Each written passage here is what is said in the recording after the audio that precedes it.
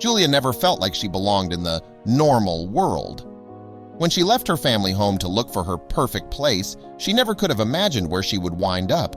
She never spoke to her old family ever again, but found a new family in a pack of wolves. They took her in as one of their own. And while her mother always hoped to see Julia again, she never thought it would be like this. Ever since Julia left her family home to search for her perfect place, she has been alone.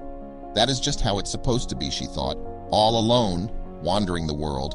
But when she spotted something from a diner, she knew where she had to go. Julia had a feeling she was being watched in the night. After a few weeks, a wolf presented itself in front of Julia. It wasn't an aggressive wolf, though. It wanted to belong to Julia. She never understood why, but joined the wolf pack anyway. After a tragic accident, the wolf searched for Julia. She found her after a few days lying inside a church. She jumped on top of Julia and rested her head on her belly. Julia's mother noticed something strange about the wolf, but nobody could have ever imagined what they would discover next. Why was the wolf so fond of Julia? And what was so special about the wolf?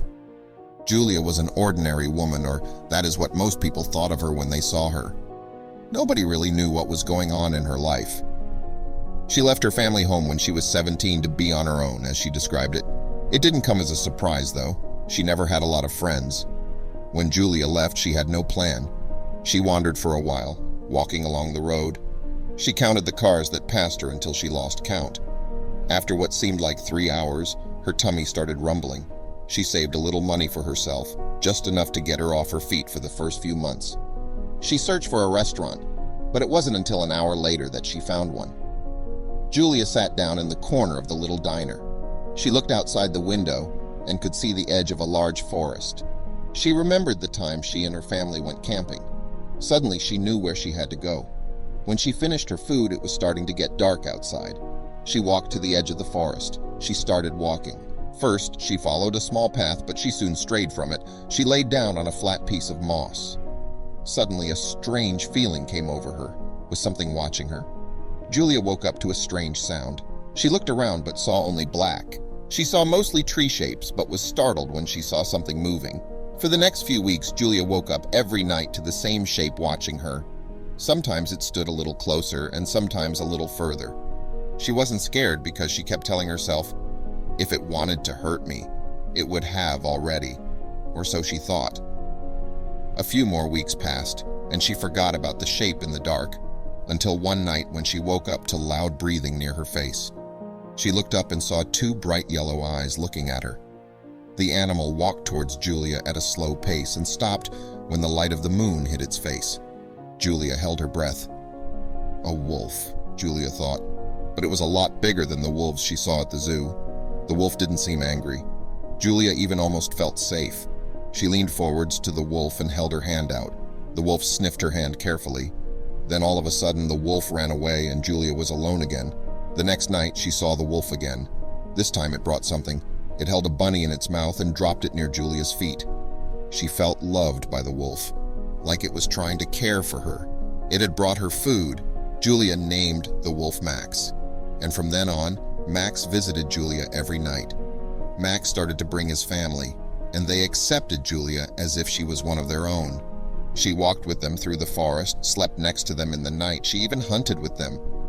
Julia felt truly at home with her new wolf family, but she never could have known what was going on when she didn't pay attention.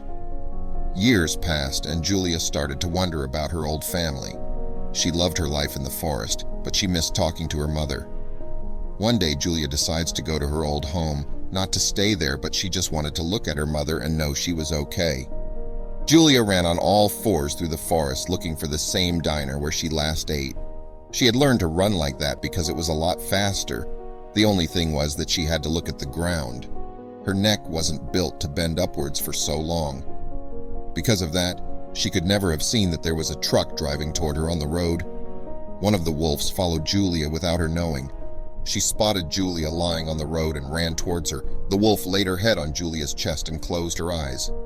In the meantime, the truck driver had called an ambulance, and Julia could hear the sirens coming closer. A tear ran over the wolf's cheek as Julia drew her last breath. The wolf jumped up as the ambulance arrived.